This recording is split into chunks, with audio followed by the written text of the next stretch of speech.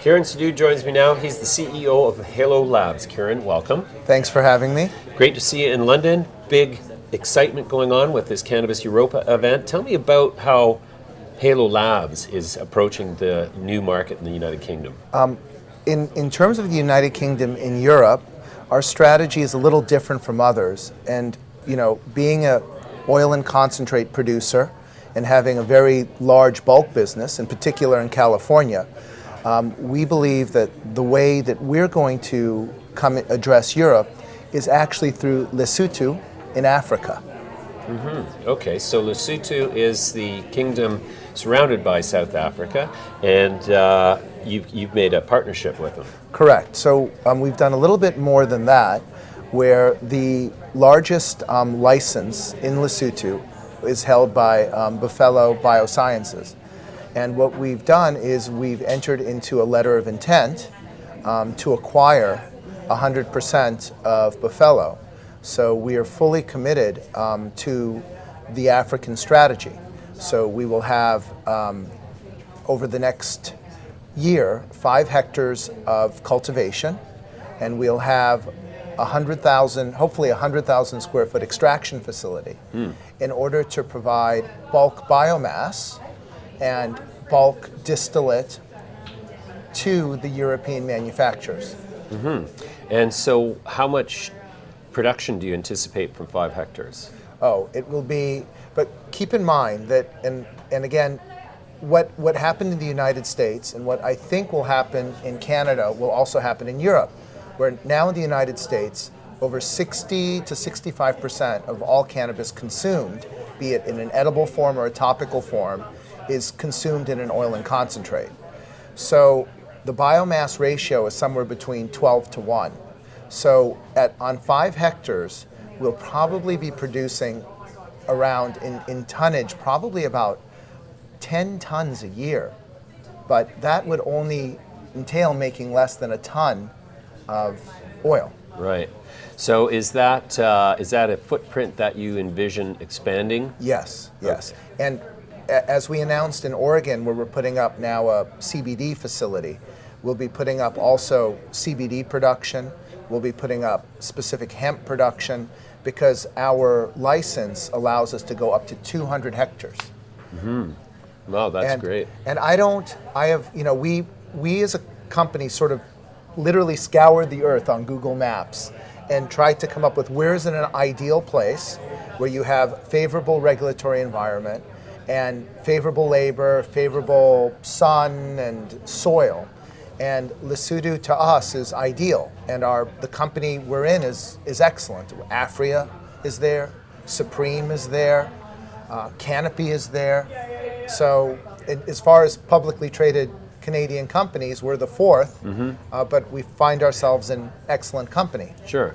Do the laws in the United Kingdom and separately Europe permit the importation of CBD and THC in concentrated extracted format? That's a little bit more of a complicated question. So for those countries like Germany, like Denmark, like Holland right now, Bedrocan also is putting a very large facility in Lesotho. Those countries allow it, provided that the raw biomass is grown under good agricultural practices by their definition, and the oil is made under European good manufacturing practice. And the understanding that we have is that the highest standard are the European standards. So with those standards, when Canada permits imports, Australia we know is permitting imports, you can actually go into those markets as well. Okay, fantastic. So then what about, will you use Lesotho feedstock to supply any of your U.S. operations? We can't do that because the U.S. is ring-fenced, right? Every state within the U.S. is ring-fenced. Right. But inevitably, as we saw just recently, the House of Representatives has passed a bill last night, and things may be turning in the U.S. But again, that's what's so beautiful about Lesotho, because we can produce high quality at a low cost that, be it the Chinese, be it the Indians, be it whoever else comes in, we'll be able to compete with them toe to toe. Interesting. Do you think that there will be resistance to using imported CBD and THC feedstock to governments that are seeking to capture the economic opportunity? Again, very well poised, because Lesotho is a poor country, and so they have treaties under OECD and under UN auspices that permit them tariff exemptions. So for instance, in the US, textiles that are imported from Lesotho are exempt from tariffs that we keep hearing about in the US. So that was another reason that Lesotho was very favorable to us, because if tariffs do come down, they will be harder to implement against a country like Lesotho that by nature has the OECD protection. Sure. At what point in the timeline do you envision generating revenue from your operations in Lesotho? We are hoping as early as Q2 of next year. Remember, we're in the southern hemisphere, so the cycle is different. Right. So the prime summer cycle, we're using greenhouses.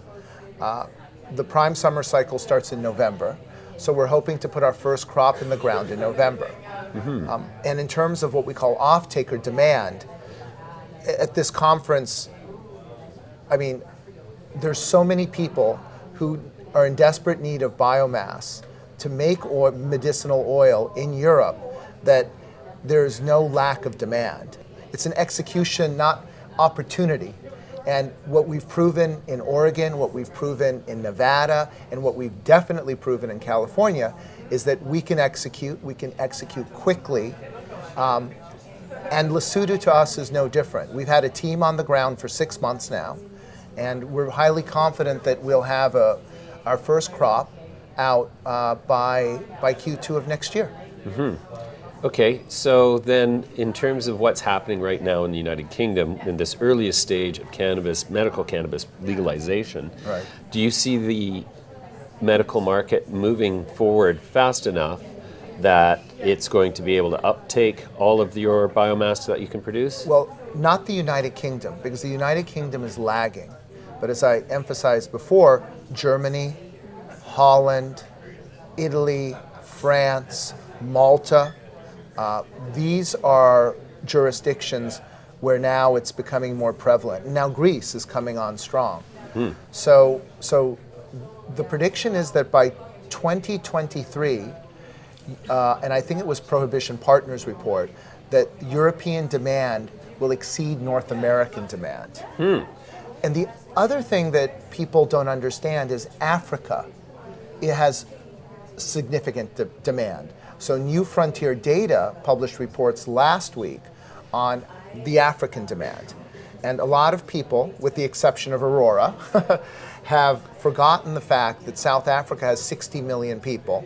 They have a culture that's predisposed to cannabis, and they just decriminalized cannabis.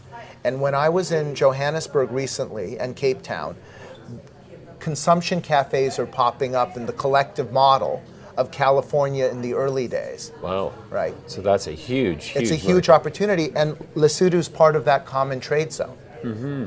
Interesting. So how's this affecting your outlook on your revenue going out the next 12, 24 months? I would say that this year we still hold firm to our 48 million number with positive EBITDA, hopefully by the fourth quarter.